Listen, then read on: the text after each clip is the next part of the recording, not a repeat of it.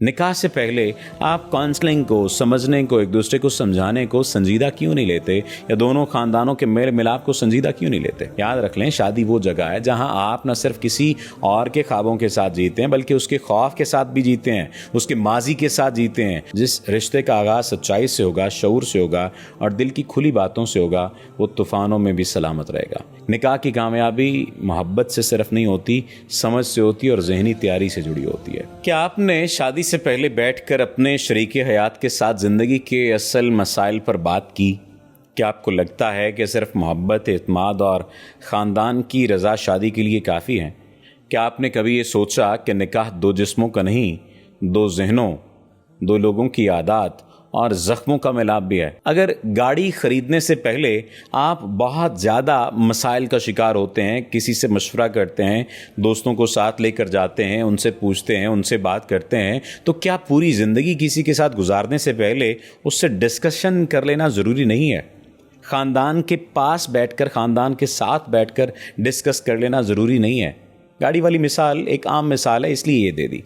निकाह से पहले आप काउंसलिंग को, समझने को, एक दूसरे को समझाने को संजीदा क्यों नहीं लेते, या दोनों खानदानों के मेल मिलाप को संजीदा क्यों नहीं लेते? हम शादी के लिए कपड़े, जूते, हॉल और खाने की प्लानिंग करते हैं, मगर असल चीज़ जो प्लानिंग मांगती है वो रिश्ता मांगता है। निकाह सिर्फ कबूल है कहने से नहीं बनता, ये रोज़मर्रा के फ़ैसलों, इख्तलाफात, जज्बात और खामोशियों को संभालने का अहद है। मैंने जो बात की है दोहरा देता हूँ कि ये रोज़मर्रा के फ़ैसलों, रोज़मर्रा के इख्तलाफात, रोज़मर्रा के जज्बात और ख़ामोशियों को संभालने का अहद होता है। बतौर रिलेशनशिप कोच मैंने ऐसे बेशुमार जोड़े देखे हैं जो शादी के चंद महीनों बाद आकर कहते हैं कि हम एक दूसरे को जानते ही नहीं थे, हमारी तवक्कुआत बिल्कुल मुख्तलिफ थी, हम रोज़ लड़ते हैं लेकिन वजह समझ नहीं आती। प्रॉब्लम क्या होती है? Expectation reality conflict. ये पूरी सिचुएशन, इसे अगर आप एक इस्तिलाह के तौर पर देखें तो ये एक्सपेक्टेशन रियलिटी कॉन्फ्लिक्ट कहलाता है, जहाँ इंसान जहन में एक शादी, एक इंसान और एक ज़िंदगी का तस्वुर करता है, यानी एक आइडियल अप्रोच रखता है और हकीकत बिल्कुल मुख्तलिफ निकलती है। याद रख लें, शादी वो जगह है जहाँ आप न सिर्फ किसी और के ख्वाबों के साथ जीते हैं, बल्कि उसके खौफ के साथ भी जीते हैं, उसके माजी के साथ जीते हैं, उसके जज्बाती ज़ख्मों के साथ जीते हैं और उसके रोज़मर्रा मिजाज के साथ जीते हैं आप। और इस सब को पहले समझना ज़रूरी है। एक दूसरे के पास बैठना, काउंसलिंग करना ज़रूरी है एक दूसरे की।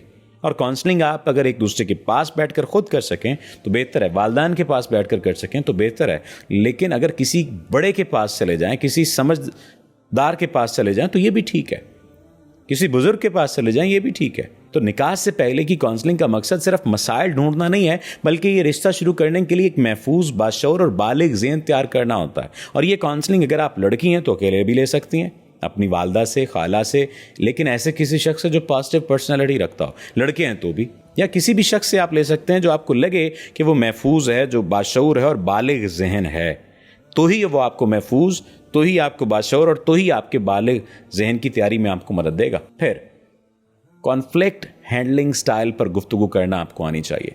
क्या वो गुस्सा आने पर खामोश रहता है या तेज़ हो जाता है, और आप गुस्सा आने पर खामोश रहते हैं या तेज़ हो जाते हैं? क्या आप माफ़ करते हैं या अंदर अंदर नाराज़गियाँ पाल लेते हैं, या वो भी माफ़ करता है या अंदर ही अंदर नाराज़गियाँ पाल लेता है? Knowing your partners emotional response is crucial, ये बात समझ लें, लेकिन एट द एंड ये आपको फ़ायदा देगा। फिर जेंडर रोल्स की वजाहत ज़रूरी है। शौहर घर के काम करेगा, कर लेने चाहिए। क्या बीवी माली तौर पर सपोर्ट कर सकने की अगर पोजीशन में हो तो करेगी? हाँ, करनी चाहिए। क्या दोनों इस पर मुत्तफिक हैं? इन तमाम तर बातों को तय कर लें, लेकिन तय करते हुए लड़ाई नहीं करें। असल बात यह है, क्योंकि ये जो बातें हैं, शौहर घर के काम करेगा, अगर बीवी बीमार हो जाएगी तो जाहिर सी बात उसे करना पड़ेंगे, और कर भी लेगा, करने में हर्ज भी नहीं है। बीवी माली तौर पर सपोर्ट करेगी, हाँ कर लेगी, अगर शौहर नहीं करेगा। तो इसलिए अक्सर और बेशतर लोग इस बात पर लड़ाई कर लेते हैं, तो लड़ाई नहीं करनी। फिर फैमिली बाउंड्रीज़ को समझना बहुत ज़्यादा ज़रूरी है, और फैमिली की बाउंड्रीज़ और मुदाखलत पर गुफ्तगू बहुत ज़रूरी है। ससुराल, वालदैन, बहन भाई कहाँ तक राय दे सकते हैं और कहाँ सिर्फ आप दोनों का फैसला होगा। फिर चाइल्ड, करियर्स और ड्रीम। क्या आप बच्चे चाहते हैं, कितने चाहते हैं, कब चाहते हैं? निकाह हो जाने के बाद चीज़ों को डिस्कशन में लाएं, लेकिन इस पर लड़ाई ना करें, क्योंकि हमारे यहाँ डिस्कशन में आने के बाद लड़ाई लाजमी हो जाती। नहीं, मैं तो 4 बच्चे पैदा नहीं करूँगी। अबे जब 4 बच्चे पैदा होंगे तो देखा जाएगा ना, पता नहीं एक भी पैदा होना हो, 2 भी पैदा होना ना हो। फिर क्या कोई अपनी पढ़ाई या काम जारी रखना चाहता है? اگر جاری رکھنا چاہتا ہے تو کیسے جاری رکھے گا؟ یہ سب پہلے سے آپ طے کر لیں، ڈسکشن میں لے آئیں، لیکن لڑائی نہ کریں، اس سے آپ کی الجھنیں کم ہو جائیں گی۔ دوسرا، ایموشنل ہسٹری اور بیگیج۔ کیا کسی نے دل توڑا کسی کا؟ کیا کسی کا دل ٹوٹا ہوا ہے؟ کیا کوئی کسی صدمے سے گزرا ہے؟ یہ کیا ایک دوسرے کو آپ مل کر ہیل کریں گے؟ کوشش کریں پہلی بات تو یہ کہ کوئی ایسا راز نہ بتائیں جو بعد میں تانا بن جائے، لیکن اگر کسی اذیت سے گزریں اور سامنے والا اس قابل ہے کہ وہ آپ کے ٹوٹے دل کو جوڑ سکے تو پھر اس کے ساتھ شیئر کریں، کیونکہ unhealed trauma often creates unseen drama later. یہ طے شدہ بات ہے، ایسا ہوتا ہی ہوتا ہے، لیکن کوشش یہ کرنی ہے کہ کسی اور جگہ پر ٹوٹے ہوئے دل کی وجہ سے کسی اور جگہ پر آپ نے ڈیزاسٹر کریٹ نہیں کرنا۔ جس رشتے کا آغاز سچائی سے ہوگا، شعور سے ہوگا اور دل کی کھلی باتوں سے ہوگا، وہ طوفانوں میں بھی سلامت رہے گا، کیونکہ نکاح صرف ایک دن کا ایونٹ نہیں ہے، یہ زندگی کا سب سے سنجیدہ معاہدہ ہے جس میں آپ نہ صرف محبت دیتے ہیں بلکہ اپنے وقت، توانائی، جذبات، برداشت اور خود کو بھی پیش کرتے ہیں۔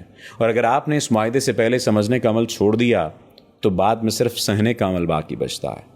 نکاح کی کامیابی محبت سے صرف نہیں ہوتی، سمجھ سے ہوتی ہے اور ذہنی تیاری سے جڑی ہوتی ہے۔ نکاح سے پہلے بات کیجئے حدود میں رہ کر، خواب مت بیچیے ایک دوسرے کو، سچ بولیے، سچ سنیے اور سچ کے ساتھ نکاح کیجئے، کیونکہ اگر بنیاد سچائی پر ہو تو رشتہ کمزور نہیں پڑتا، خواہ وقت کتنا بھی سخت کیوں نہ ہو۔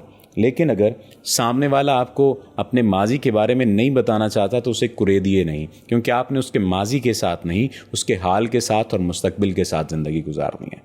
اللہ آپ کا حامی و ناصر ہو۔ آپ کا بہت شکریہ۔